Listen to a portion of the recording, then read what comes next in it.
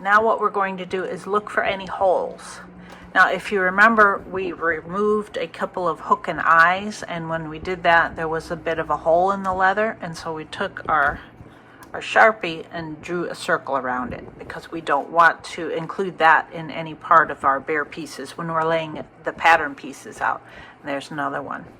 I'm going to take a look on the fur to see if there are any other holes. Now this is where the pocket was, so we want to remember obviously to not lay a piece right over the pocket.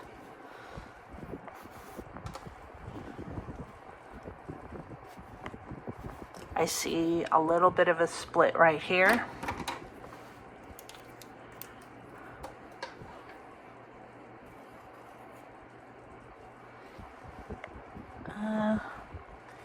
There's a couple of little holes here, but they're kind of close together. I'd just like to avoid that, and it's near this bigger hole anyway. So I probably won't be using quite this part of the coat.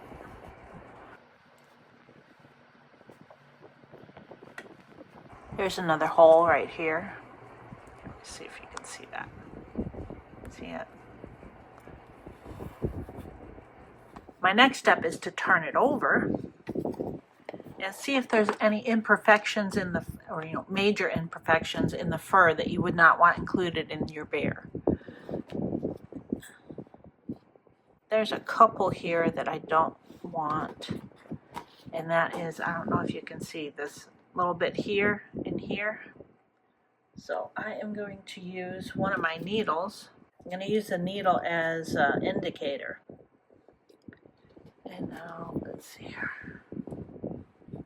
See how that fur is just kind of, that may have been where a button was. So I'm going to just poke the needle, and this is about a quarter size area.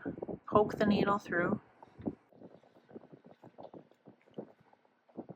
and then I'm going to take my marker, and it was about a quarter. I'm going to go wide.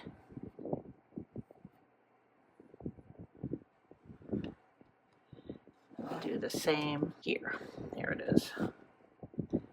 If you needed to make a number of bears and you needed every inch of fur that you had, then what I would do is put this on an inside leg up near the top or something where it's not going to be visible. But the easiest thing to do is to just avoid using it.